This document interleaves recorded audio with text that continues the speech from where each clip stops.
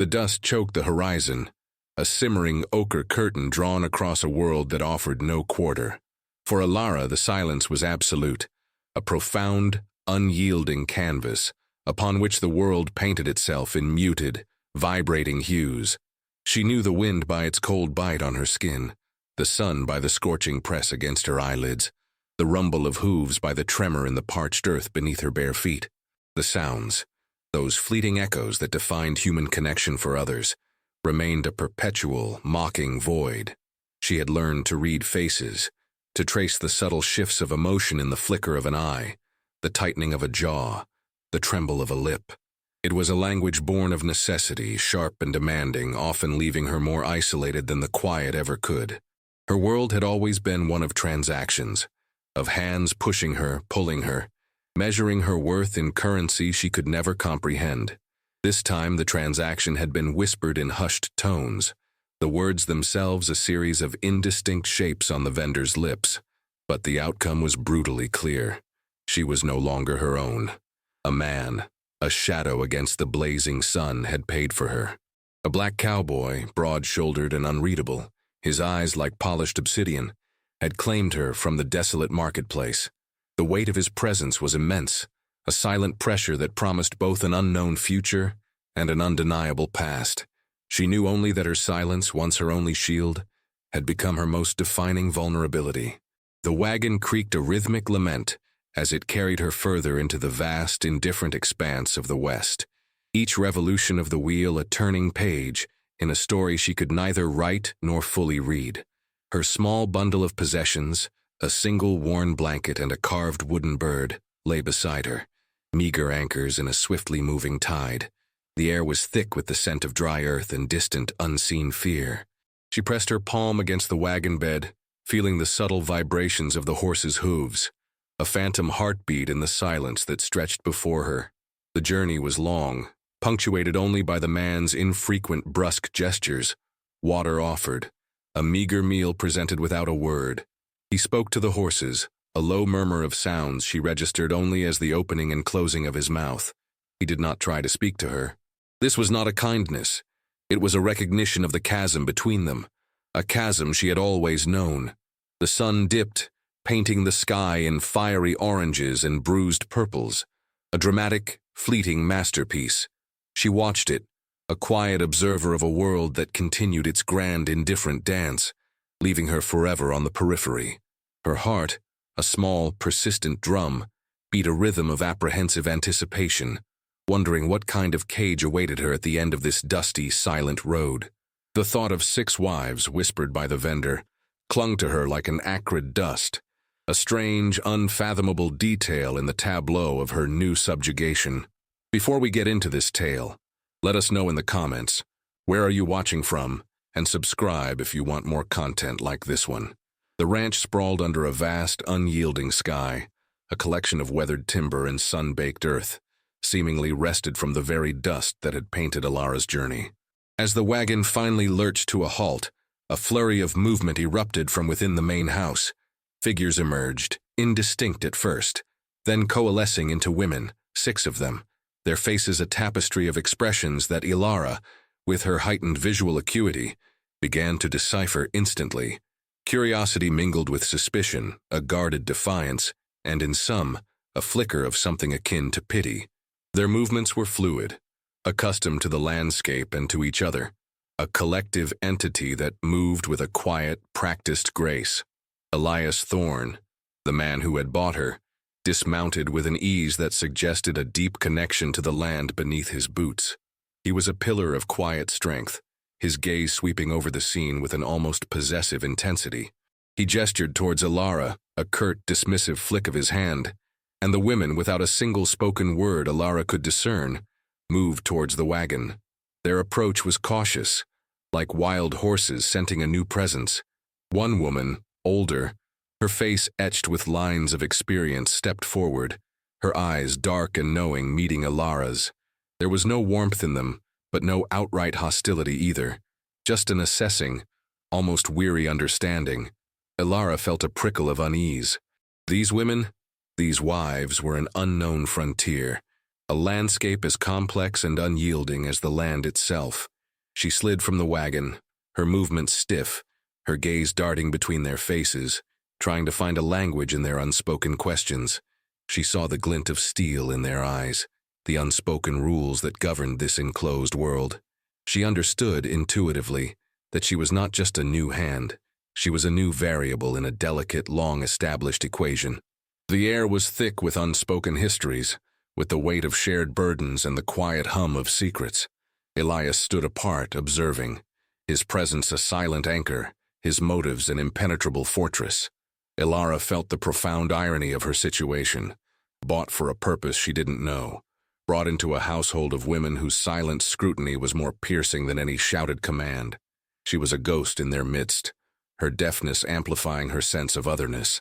The ranch itself felt alive, breathing with the rhythms of labor and survival. Livestock stirred in pens, the scent of hay and horse mingled with the faint aroma of cooking smoke. It was a world of harsh realities, where every person had a role, a purpose. What was hers? The question hung heavy in the air, unanswered, vibrating with an unspoken tension. Her new reality was a stark, unadorned canvas, waiting for the brutal strokes of daily life to fill it.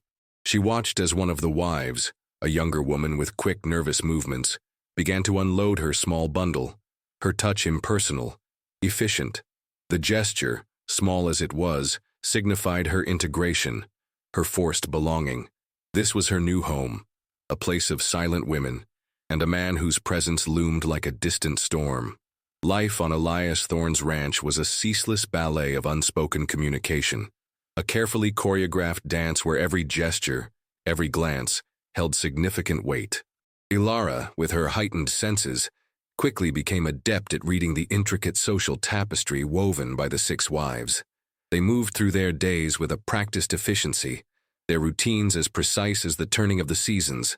There was Lena, the oldest, her hands gnarled but capable, her gaze the most direct, the least veiled. She was the one who seemed to hold the silent reins of the household, her authority acknowledged without question. Then came Clara, her movements quicker, sharper, her eyes often narrowed in a perpetual state of assessment. Esther, softer, her face often clouded with a quiet sorrow, moved with a slow, deliberate grace.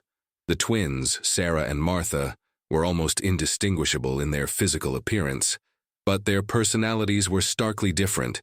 Sarah, more open, prone to small, expressive hand gestures, while Martha remained withdrawn, her silence almost mirroring Ilara's own.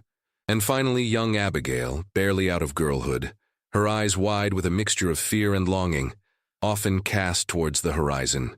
Their interactions with Ilara were minimal, often through Lena's patient, if sometimes exasperated, demonstrations of tasks. Ilara learned to churn butter, to clean the stables, to tend the garden, to mend torn garments with painstaking care. Each day was a lesson in silent servitude, a slow, grinding assimilation into a life that demanded physical exertion and emotional detachment. There were no explanations, no welcoming words, only the stark reality of the work that needed doing. She observed their interactions with Elias, the nuanced choreography of deference and familiarity. He was a quiet, imposing force, his presence a gravitational pull around which their lives revolved. He gave orders with a nod, a pointed finger, a terse gesture, and they obeyed without question, their compliance a well-oiled machine. Ilara often caught glimpses of complex emotions playing across their faces when Elias was near. A fleeting hope, a deep-seated weariness, a practiced neutrality. What was the nature of their relationship with this man who held such sway over their lives? What did it mean to be one of 6? The question resonated within her silent world, a persistent hum. She felt the undercurrents of jealousy, the subtle rivalries, the quiet resignation that permeated the air.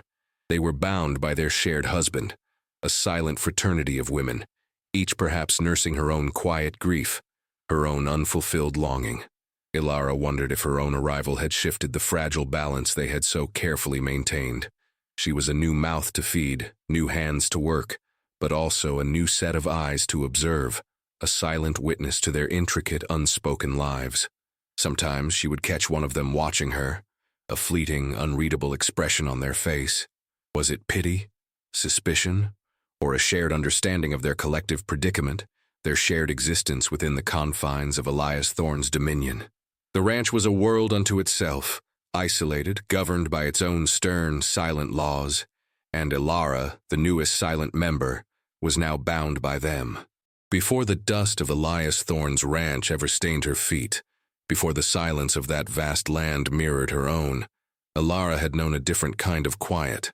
Her earliest memories were a blur of muted colors and vibrating sensations, a world perpetually out of sync. She had been born into a small, struggling community, a place where survival was a daily negotiation and disability was often seen as a burden. Her parents, poor and desperate, had tried. They had used hands to show her things patiently, hopelessly, trying to bridge the unbridgeable gap, but hunger gnawed and promises withered. She remembered the gnawing emptiness in her stomach, the hollow ache that was a constant companion. She remembered the fleeting warmth of her mother's hand, the rough texture of her father's calloused palm. Their faces, etched with worry, spoke volumes she couldn't articulate. She understood their frustration, their weariness, the silent acknowledgement of a child who could not be fully integrated, fully provided for. The market where she was ultimately sold was a cacophony of sights and smells, a swirling vortex of humanity. The shouts of vendors, the haggling over prices, the lowing of cattle, all of it was a silent, frantic dance to her. She saw the expressions of greed, of desperation, of cold calculation on the faces around her. She was a commodity, a piece of property to be exchanged for coin. The memory of the man who sold her, his eyes like dead embers, was a recurring nightmare, a vivid tableau burned into her mind. He was not her father, not her mother. He was a distant relative, entrusted with her care, who had seen an opportunity in her perceived lack. Her deafness, once a private affliction, became a public label, a brand that determined her value. She remembered the humiliation, the profound sense of betrayal that settled deep within her bones. She was not just deaf, she was unheard, unseen, unvalued. Yet even in that bleak existence, a flicker of defiance burned. She had learned to read the cruelties of the world, to anticipate the blows, to brace herself against the inevitable.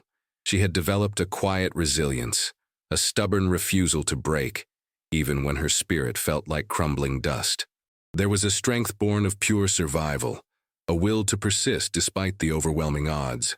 She yearned for connection, for understanding, for a world that might acknowledge her beyond her silence. It was a yearning that stretched across the empty plains, a whisper carried on the unseen winds, a silent prayer for something more than mere existence. When Elias Thorne appeared, a figure of stark contrast against the backdrop of her despair, he was merely another link in a long chain of transactions, another hand reaching out to claim her. She held no illusions of rescue, no naive hopes. Her world had taught her otherwise. She simply waited for the next act in the silent drama of her life, bracing herself for whatever harsh reality it would bring. Elias Thorne was an enigma, a man crafted from paradoxes, and Ilara, with her unblinking observational eye, began to discern the subtle cracks in his formidable facade.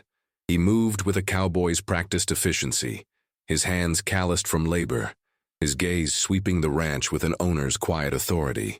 Yet there were moments, fleeting and unexpected, when a different man surfaced. One morning, as Ilara struggled with a stubborn knot in a length of rope, Elias approached, his shadow falling long across her. She braced herself for a sharp gesture, a sign of impatience. Instead, he knelt, his large fingers surprisingly gentle as he untangled the snarl, his movements precise and unhurried. He did not speak, of course, but the quiet act of assistance spoke volumes. Another time she found him by the corral, not giving orders but simply watching the horses. His expression softened, almost tender. He ran a hand along a mare's mane, a caress that betrayed a deep, unspoken affection for the animals. These instances were disquieting, unsettling the neat box Ilara had tried to put him in, the stoic, unfeeling master. What kind of man was this, capable of such stark contrasts? He was a man of the land, yes, but also a man who seemed to carry a burden of his own, a silent weight that occasionally flickered in the depths of his dark eyes. She noticed the way he watched the horizon, a wistful, distant look, as if searching for something that lay beyond the confines of his ranch, beyond the reach of his own formidable will. It was in these quiet observations that Ilara began to piece together a fragmented image of the man who owned her. His interactions with his wives, too, held a strange undercurrent. While he commanded their obedience, there was an unspoken respect, a shared history that ran deeper than mere ownership. He rarely raised his voice, a silent understanding passing between them, a language of glances and subtle movements. Ilara recognized it as the intimacy of shared survival, perhaps even shared suffering. It was not love as she understood it from the fleeting tales she'd glimpsed in others' lives, but something more pragmatic, more enduring, a silent, grinding alliance. The ranch itself, with its quiet routines and stark beauty, began to take on a new character. It was a place of work, yes, but also a place of hidden depths, of lives interwoven in complex, often painful ways. Elias was the architect of this world, and his presence, though often silent, was profoundly felt.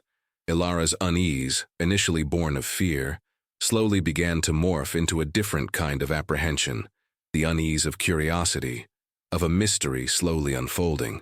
She felt drawn into the silent currents of their lives, a silent observer whose very presence began to stir the placid surface of their existence.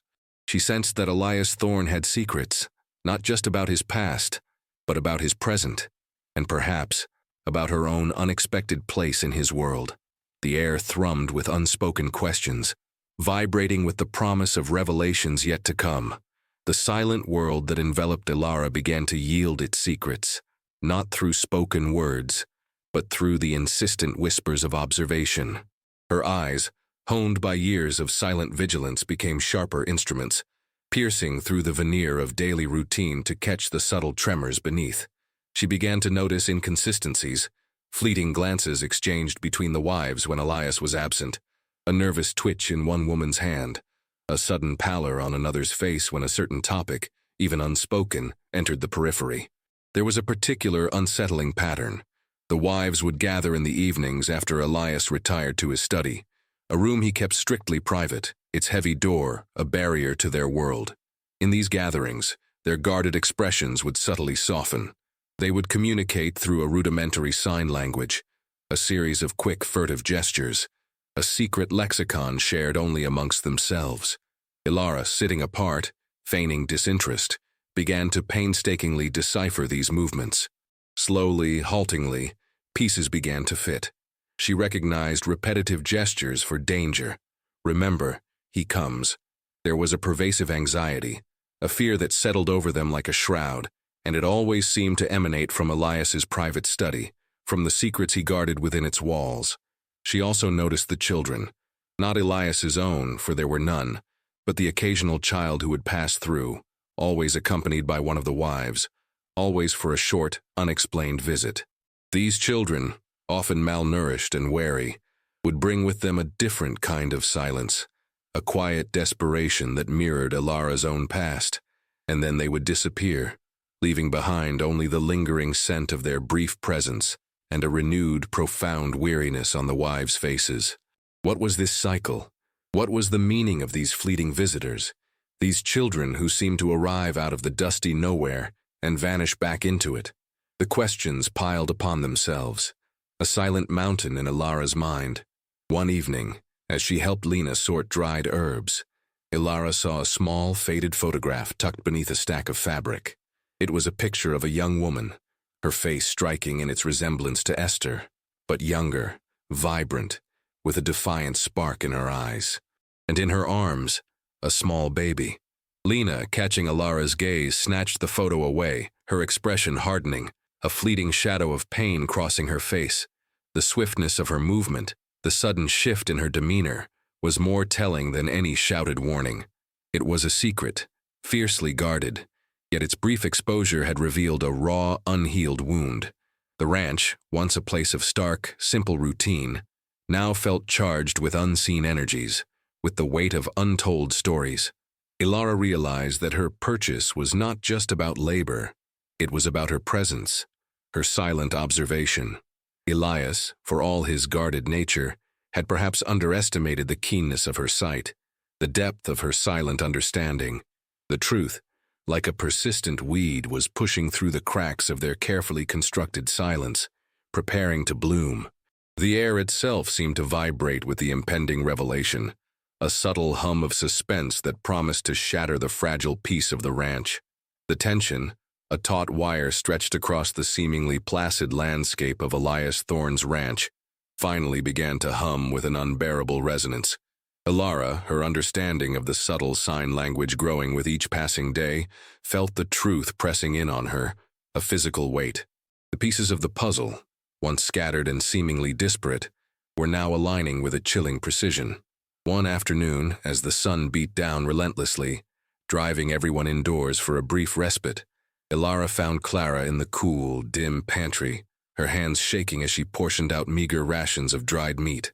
Clara's face, usually composed, was strained, her eyes red-rimmed.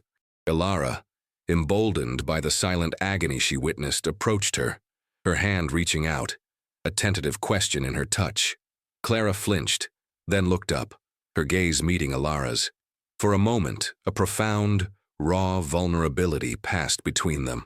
Clara's lips trembled, and then, slowly, haltingly, she began to move her hands, a torrent of gestures that Ilara now could follow. It was not the rudimentary signs of daily tasks, but a more urgent, desperate narrative. He took us all. The gesture for took was violent, possessive. From trouble, from hunger, from debt. The hand signals were a cascade of desperation, each one a sharp, impactful statement of past suffering. He promised safety, a home. The gesture for promised was ironic, a bitter twist of the hand. But secrets, walls, never truly free. Her hands trembled with the raw emotion of her revelation, her eyes pleading for understanding. Ilara absorbed the story, not just with her eyes, but with a visceral understanding that bypassed the need for sound. It was the story of women trapped, not by chains, but by circumstance, by the desperate gamble for survival. Elias Thorne had been their rescuer, their provider, but also their captor. Each wife had come from a place of destitution, a place where their options were starvation or worse. Elias had offered a third way, a brutal bargain. Security for their lives, their labor, and their silent complicity. He had bought them, not with money, but with the illusion of safety, with the promise of a roof over their heads and food in their bellies.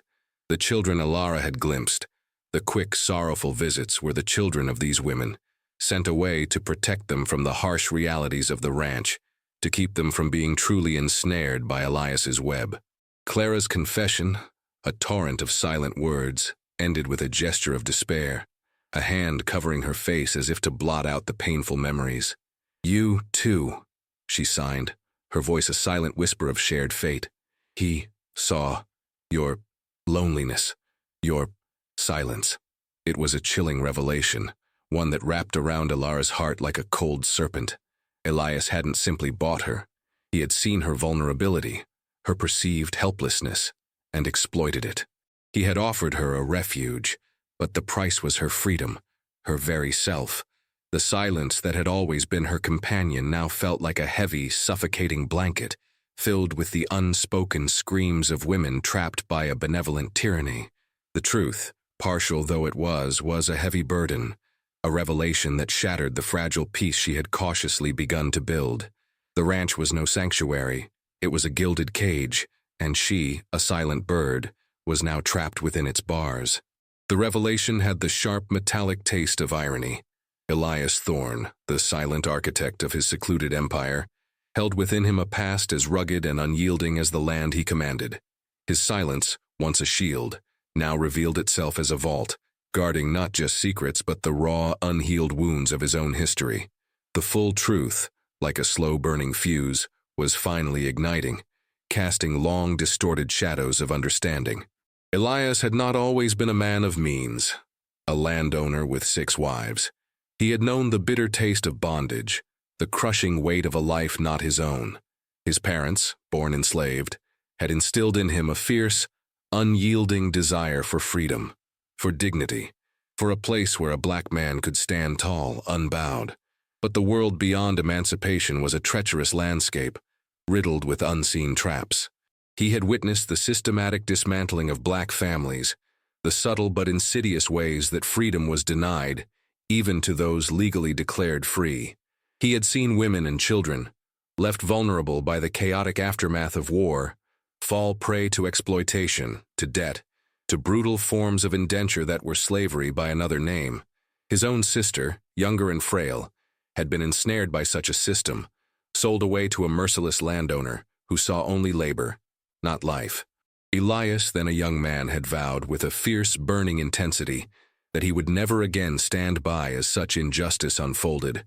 He had worked, saved, fought, scraping together every coin, every ounce of strength, to build a haven, a sanctuary for those discarded by a callous world. His ranch was not just a home, it was a fortress against the very forces that had consumed his sister.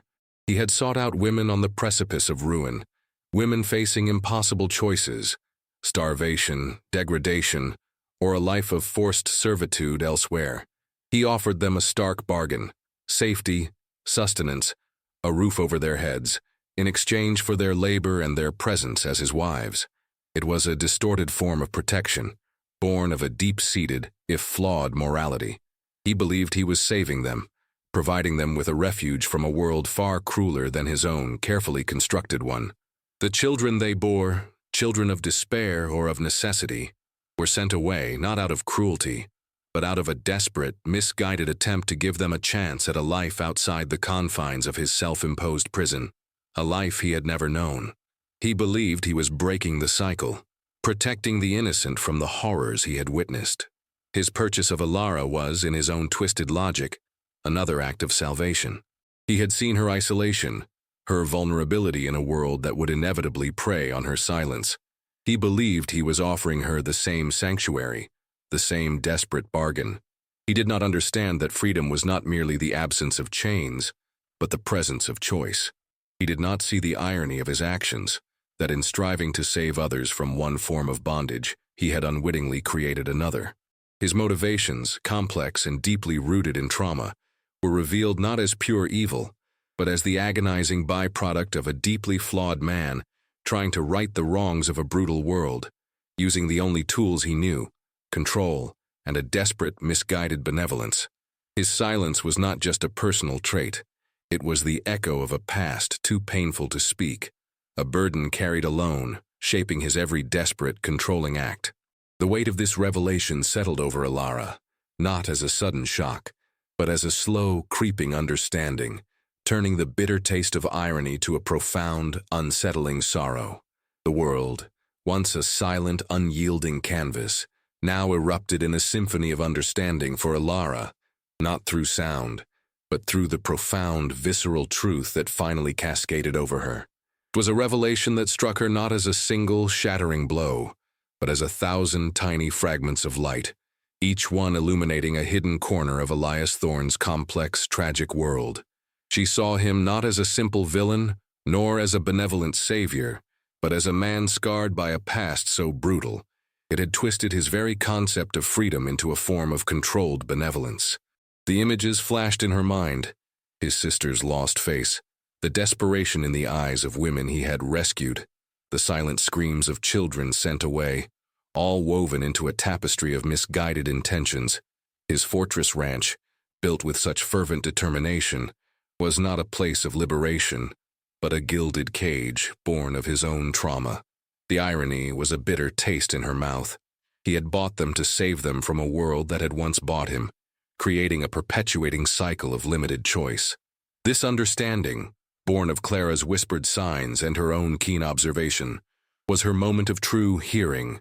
It was not the sound of words, but the piercing clarity of empathy, the profound realization that his actions, however controlling, stemmed from a deep-seated fear and a twisted desire to protect. This truth was more devastating than any lie, for it rendered him human, flawed, and tragically trapped by his own history. She saw the wives, their weary eyes, their silent resignation, no longer as passive victims but as survivors who had made their own impossible choices, each carrying a heavy load of compromise and sacrifice. Their silent communication, once a source of suspicion, now revealed itself as a bond forged in shared experience, a quiet rebellion against the imposed order. Ilara felt a surge of something akin to pity for them all, and for Elias himself. The air in the pantry, once thick with the scent of dried herbs and Clara's despair, now crackled with the weight of this collective, unspoken history.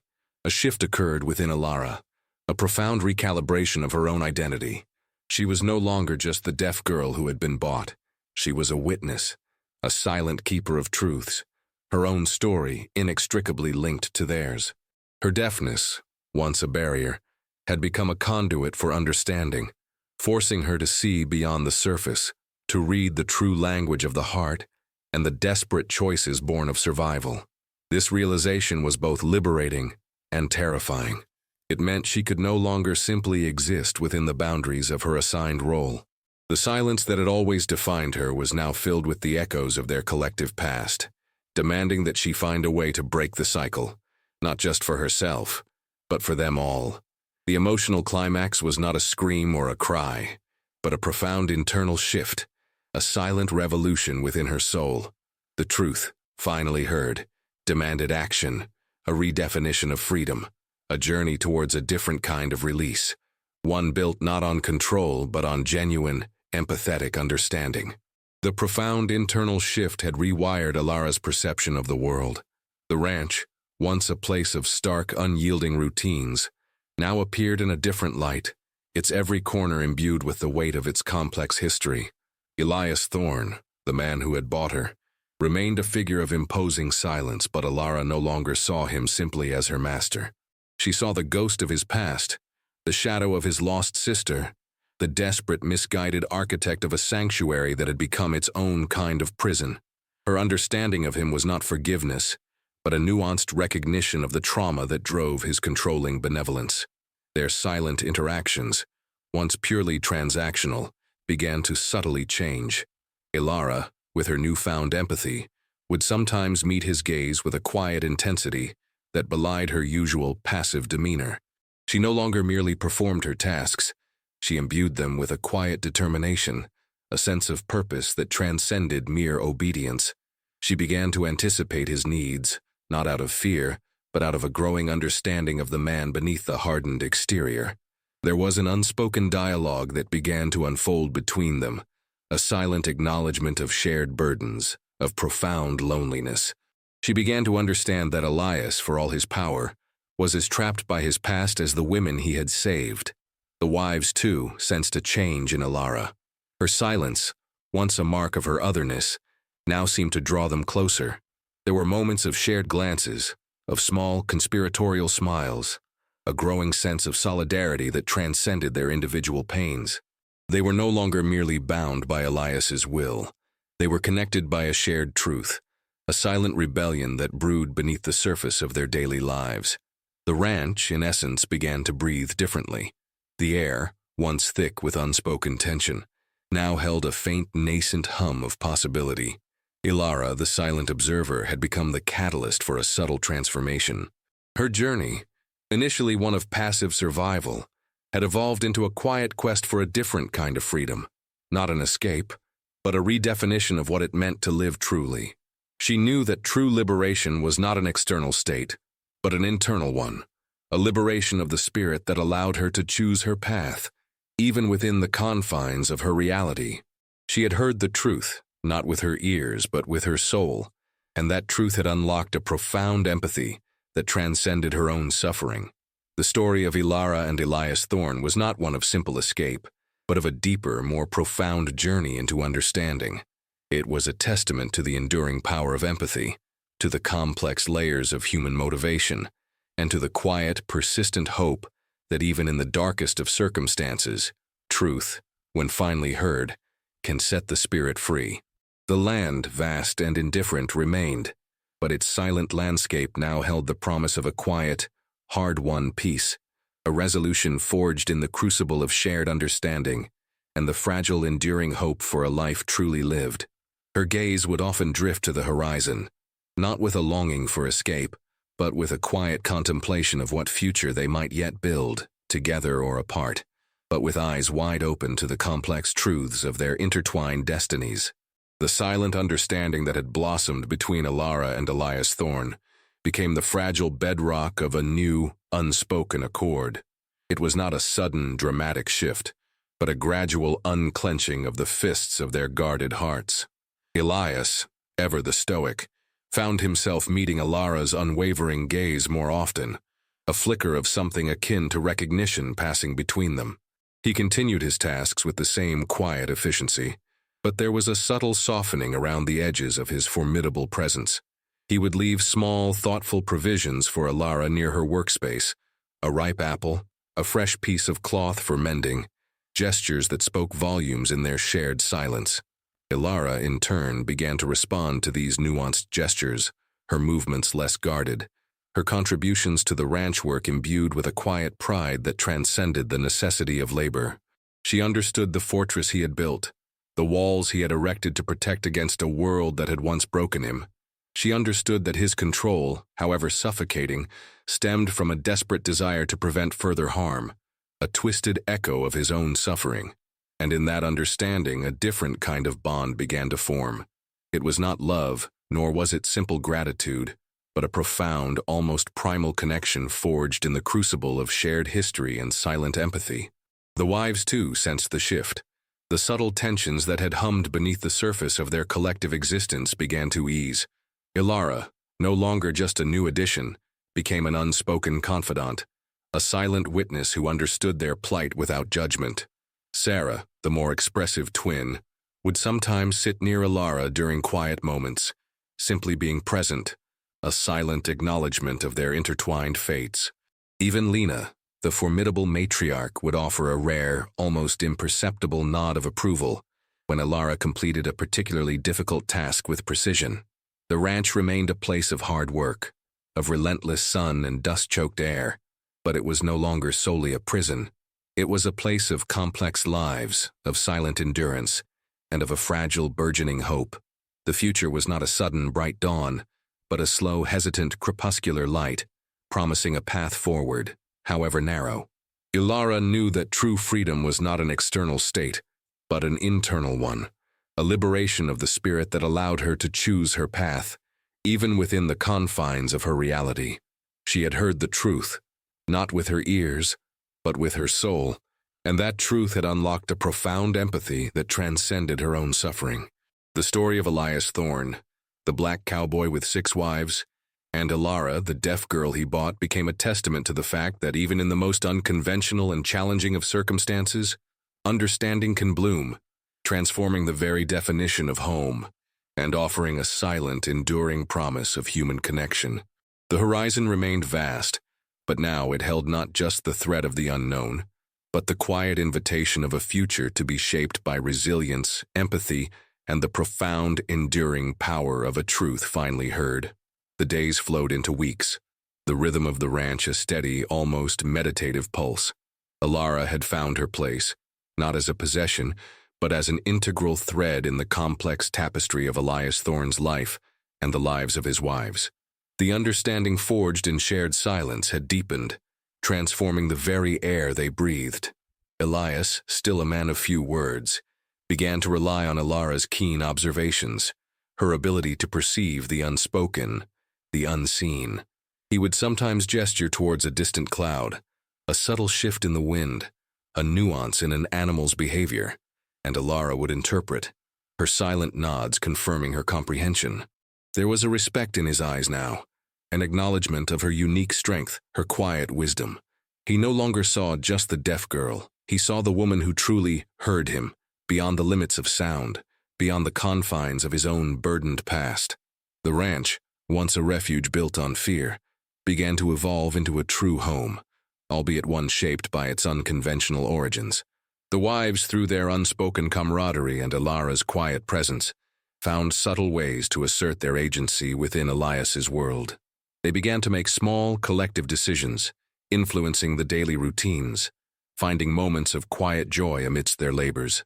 The children, those fleeting visitors, continued to appear, But now, when they left, there was a different kind of sadness on the women's faces, a resigned understanding, but also a fierce hope for their offspring's future, a hope perhaps nurtured by Alara's own quiet strength. The narrative of Bought had shifted, subtly but irrevocably. Alara was not owned. She was entwined, choosing to remain not out of coercion but out of a profound, complex understanding of the man and the women around her. Her journey was no longer about escaping a physical prison, but about liberating the spirit within its walls. She had learned that freedom was not a destination, but a state of being, a continuous act of choosing compassion over bitterness, understanding over judgment. The desolate landscape around the ranch, with its sweeping plains and distant, immutable mountains, remained a powerful symbol of their isolation, but it also became a canvas for resilience, a testament to the enduring human capacity for connection, even in the most unlikely of circumstances. The sun continued its daily pilgrimage across the vast sky, casting long, dramatic shadows over the land, mirroring the quiet drama of their lives. Alara, the deaf girl who had finally heard the truth, stood at the heart of it all, a silent beacon of strength, her story a powerful testament to the fact that understanding, born of empathy and revealed in silence, can truly transform the bitterest of beginnings into a future filled with a hard-won, yet deeply resonant hope. The final words hung in the air, not spoken, but felt, a profound, lingering echo in the vast, quiet expanse of the West.